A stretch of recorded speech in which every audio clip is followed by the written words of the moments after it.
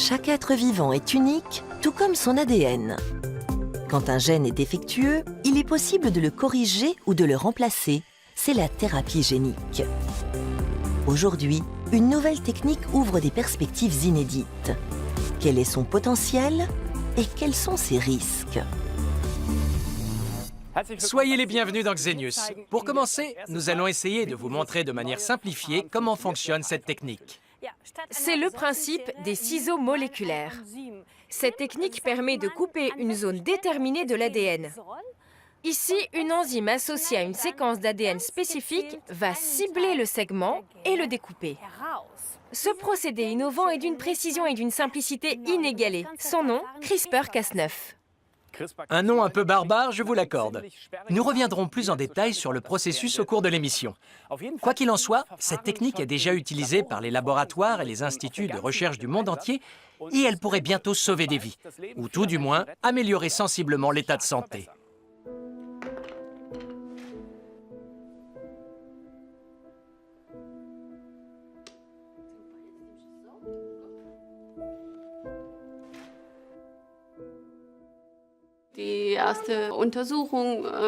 À sa naissance, les premiers examens n'ont rien révélé de particulier.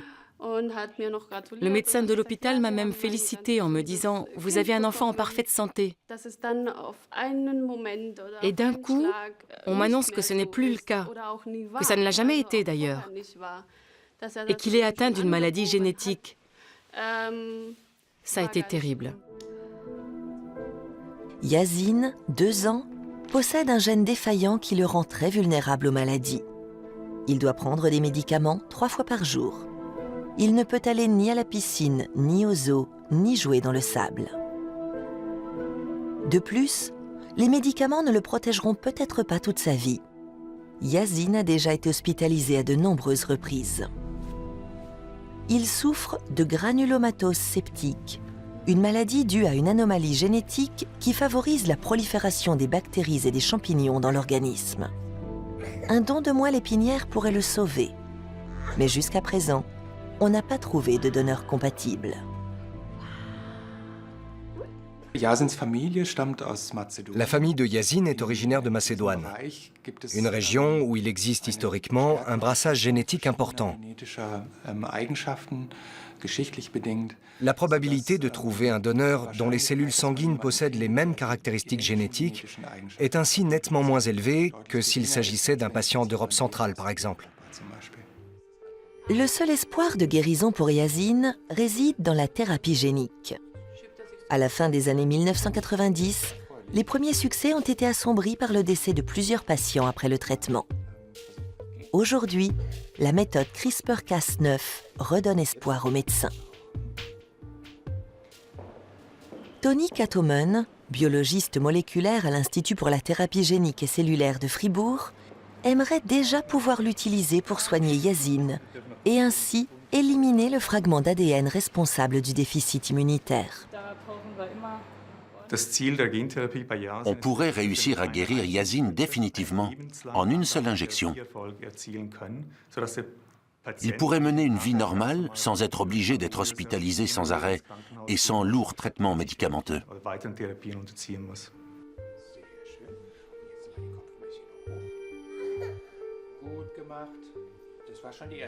En général, les médicaments ne font que soulager les symptômes. CRISPR-Cas9, en revanche, éradiquerait la maladie.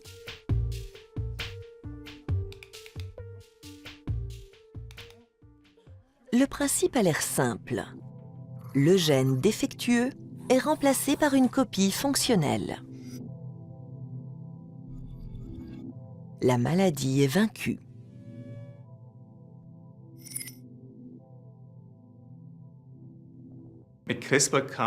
CRISPR-Cas9 nous offre la possibilité de cibler le gène déficient à l'origine de la maladie et de le corriger. Aujourd'hui, avec cette nouvelle technologie, nous pouvons réaliser ce qui a longtemps été un fantasme de généticien, traiter la maladie au niveau moléculaire. Guérir une maladie grâce à une petite piqûre, ce serait formidable. Est-ce que ça peut fonctionner? Revenons sur la composition du terme de CRISPR-Cas9. CRISPR désigne une séquence répétitive d'ADN qui va reconnaître le segment génétique à modifier. L'enzyme Cas9 va s'y arrimer et ensemble, ils vont cibler la zone et la découper. Cas9, ce sont les ciseaux et CRISPR, le guide. On doit cette découverte à l'américaine Jennifer Doudna et à la française Emmanuelle Charpentier. En 2015, elles ont reçu le prestigieux Breakthrough Prize qui récompense les avancées scientifiques majeures. C'est le prix le mieux doté au monde. Tonight, from Hangar 1 in NASA's Ames Research Center in Silicon Valley, the Breakthrough Prize, honoring scientists changing the world. Cette percée scientifique est saluée dans le monde entier.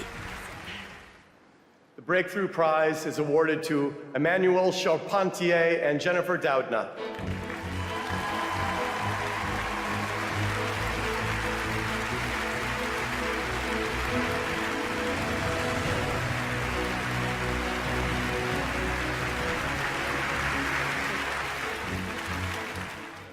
Jusqu'en 2012, la modification de l'ADN était un processus compliqué et peu précis. Les interventions sur le génome étaient coûteuses et fastidieuses. C'est dans des bactéries qu'Emmanuelle Charpentier et son équipe ont découvert, presque par hasard, ce que les généticiens cherchaient depuis des années. Quand j'ai commencé à travailler sur CRISPR-Cas9, c'était pour comprendre les mécanismes de défense des bactéries contre les virus.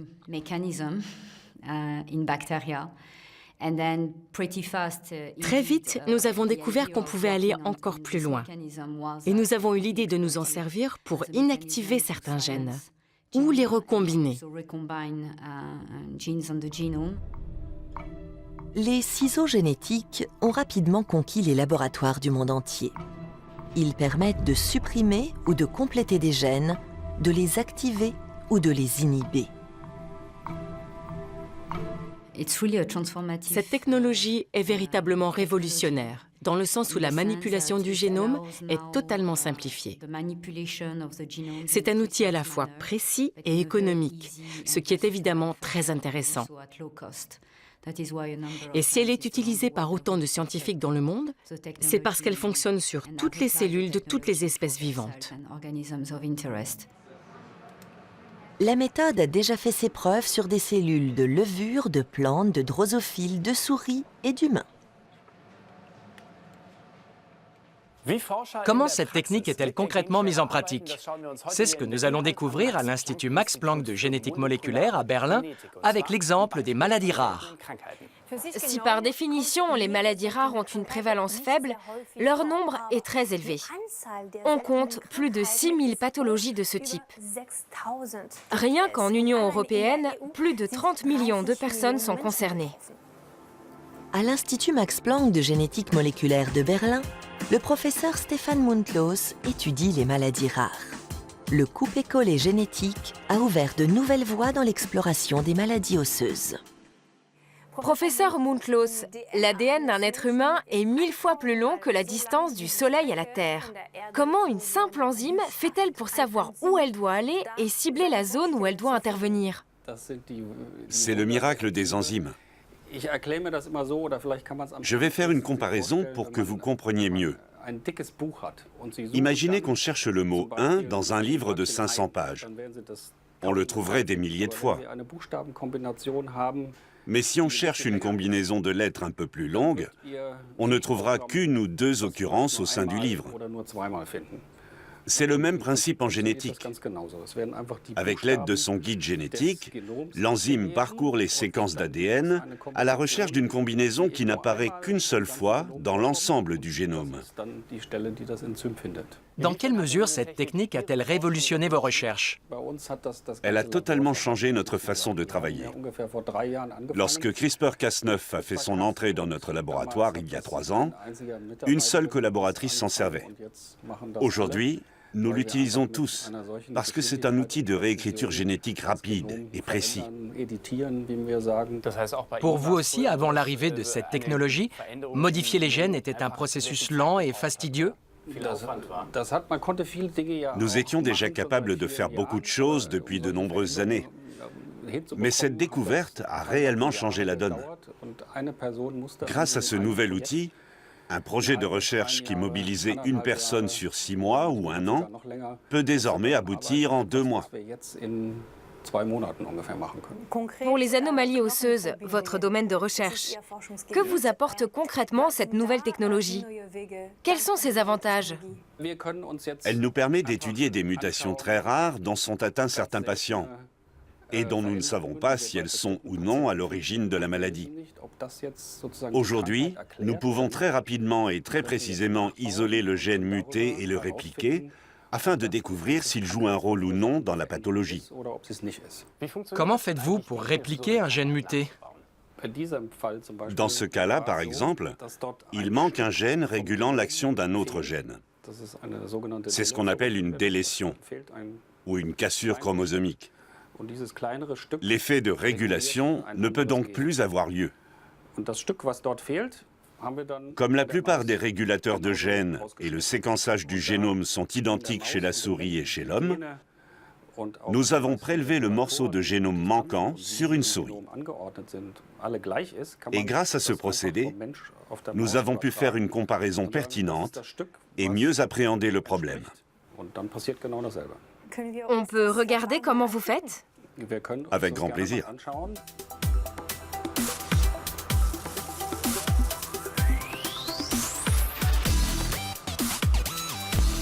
Nous sommes dans le laboratoire de biologie cellulaire. Quelle est la première étape? Nous allons d'abord introduire CRISPR-Cas9 à l'intérieur de la cellule. Cette étape nécessite un incubateur où seront cultivées les cellules. Il s'agit de cet appareil-là, le Clean Bench, qui offre un milieu parfaitement stérile. Car si on introduit des bactéries ou des champignons dans un milieu non stérile, les cellules meurent.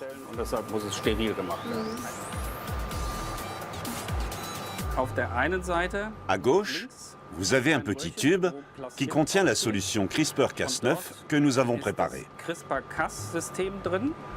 À droite, un autre tube contient du Fugene, un agent de transfection qui facilite l'entrée des ciseaux moléculaires dans les cellules cibles en rendant la membrane cellulaire plus perméable. Maintenant, nous allons mélanger les deux solutions.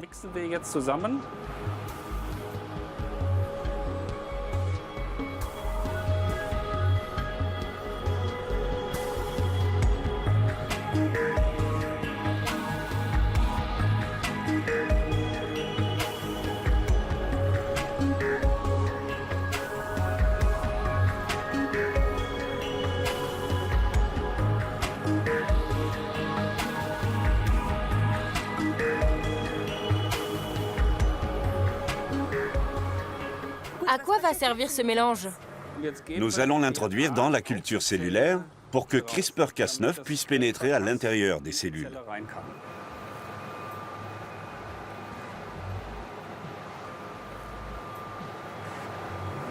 Comme tout se passe au niveau moléculaire, on ne voit strictement rien à l'œil nu. On va d'abord vérifier que le gène a été coupé au bon endroit. Il faut donc chercher les cellules qui ont été modifiées. Il faut balayer avec le microscope et tenter de repérer les cellules. J'en ai une. Maintenant, on s'approche le plus près possible et on la prélève par aspiration. J'y suis presque. Et voilà. Parfait. Elle est détachée du support. Une fois que nous avons prélevé la cellule, on peut passer à l'étape suivante. Nous l'immergeons dans le liquide nutritif, en rouge. Et nous répétons l'opération environ 300 fois. Ok, bon ben, je vous suggère d'aller prendre un café. Je vous appelle quand j'ai fini. Les cellules vont ensuite se développer. Il s'agit de cellules souches embryonnaires. C'est-à-dire que si on les implante dans une souris, elles vont former un embryon de souris.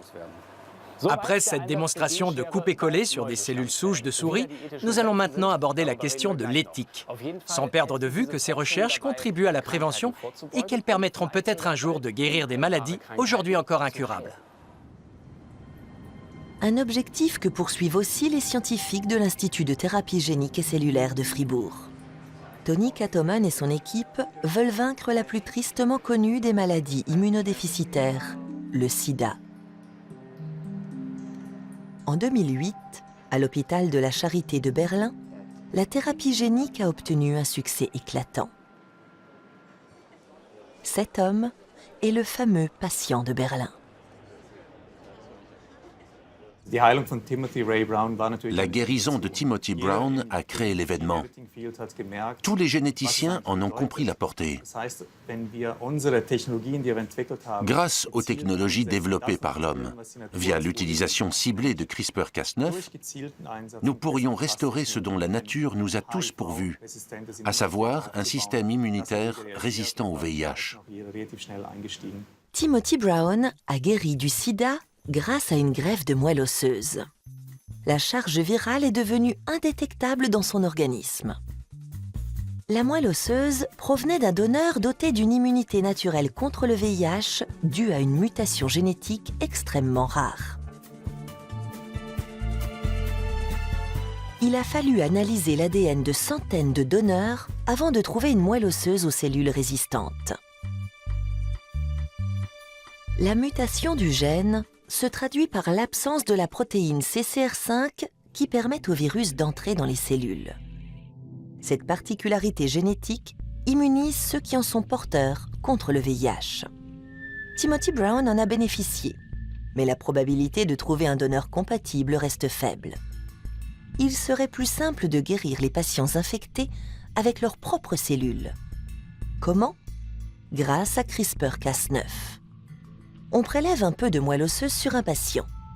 Le récepteur CCR5 est inactivé, puis les cellules sont réimplantées dans l'organisme du patient.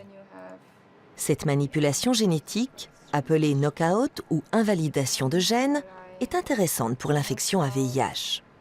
En effet, elle n'a besoin de cibler qu'un seul gène, contrairement à de nombreuses autres applications de CRISPR-Cas9. Ce qu'on voit en haut, c'est la bande principale de l'ADN initial. Et ici en bas, ce sont les bandes supplémentaires correspondant à l'ADN modifié. Mais CRISPR-Cas9 n'est pas parfait. Les ciseaux génétiques ne trouvent pas toujours tous les gènes qui doivent être remaniés, ce qui peut provoquer des erreurs de cible, les off-target effects, mais aussi la formation de mosaïques, c'est-à-dire la coexistence de cellules saines et de cellules présentant des mutations génétiques.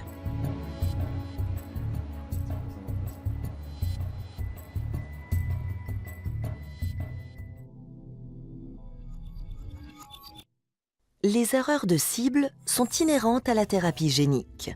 CRISPR-Cas9 ne fait pas exception à la règle.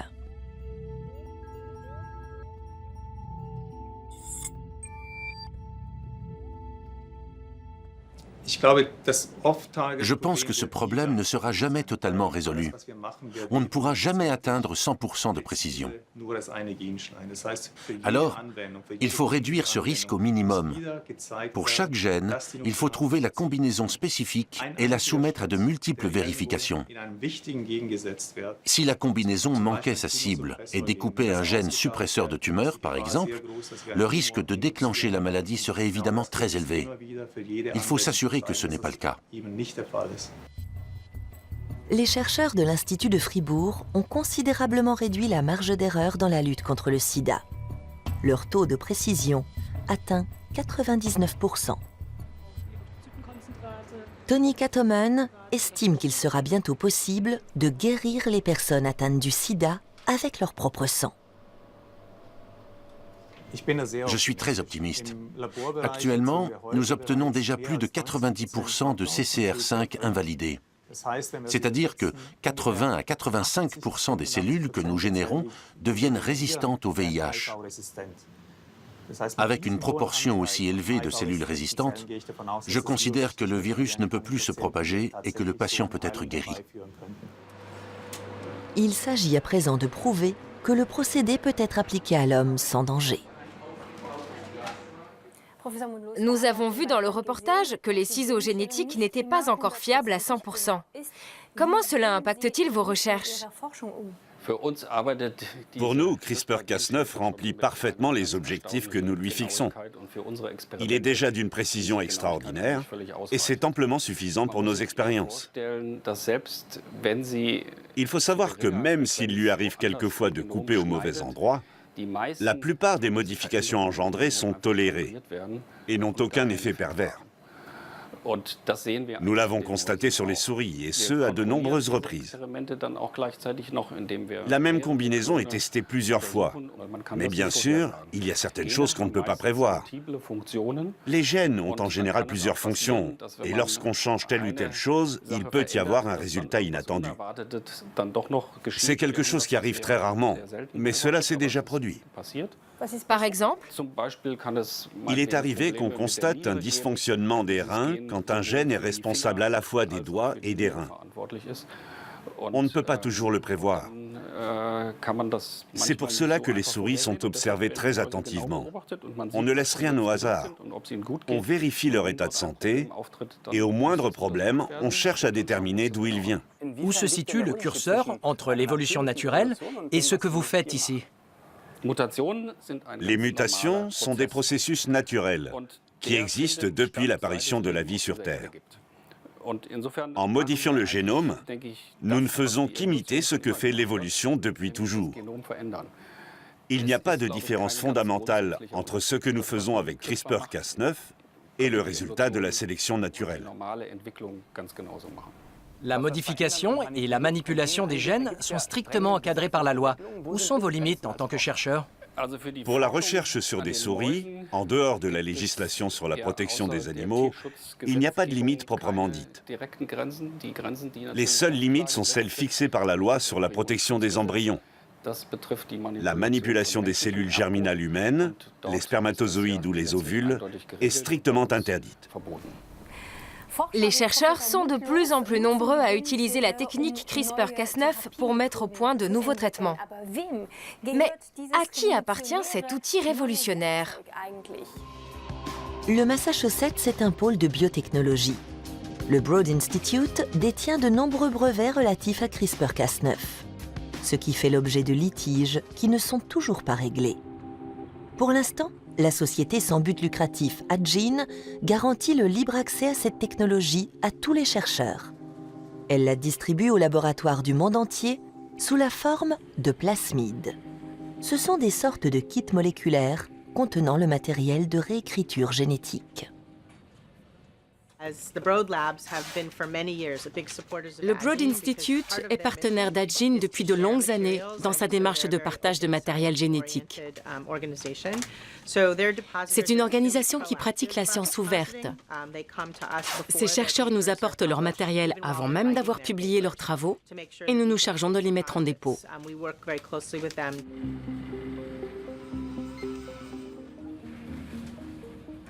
Addgene a eu la chance de recevoir des dépôts au tout début de la révolution CRISPR-Cas9. En 2013, dès l'apparition des premiers articles dans la presse spécialisée, il y a eu une demande immédiate de la part des chercheurs, le jour même. Les ciseaux génétiques sont congelés à moins 80 degrés avant d'être stockés. Sous la forme de plasmides, ils sont directement utilisables dans divers organismes.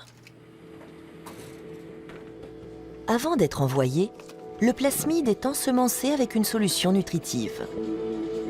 Plus de 50 000 plasmides ont déjà été livrés à 65 $ pièce. Addgene ne contrôle pas l'utilisation finale du matériel, mais ce service est réservé à la recherche. Addgene affirme ne pas envoyer de matériel à des laboratoires commerciaux. Ce matériel génétique est destiné uniquement à la recherche fondamentale et n'est pas sous brevet. Si vous voulez développer une application commerciale à partir des plasmides envoyés par Addgene, vous devez vous adresser au dépositaire initial et vous arranger avec lui pour la question du brevet. Le matériel génétique est donc encore une ressource gratuite. CRISPR-Cas9 est devenu un outil courant dans les laboratoires du monde entier. Existe-t-il d'autres variantes du coupé-collé génétique ? Il existe effectivement d'autres méthodes pour découper de l'ADN, mais elles sont beaucoup plus complexes à mettre en œuvre. C'est pourquoi CRISPR-Cas9 a la préférence des chercheurs. Merci infiniment, professeur. et bonne continuation pour vos recherches. Merci à vous. Merci. Comme c'est souvent le cas dans le domaine scientifique, cette innovation est à double tranchant. Le potentiel de cette technologie est gigantesque et ouvre des perspectives tout à fait inédites. Mais qui contrôlera son utilisation et sa destination? Nous laissons le mot de la fin à Emmanuelle Charpentier, une des découvreuses de cette technique. On vous dit à la prochaine. C'est une technologie très puissante. C'est pour cela que pour l'instant, les généticiens se concentrent seulement sur la modification des cellules somatiques non reproductrices. Le but est uniquement de prévenir et guérir les maladies.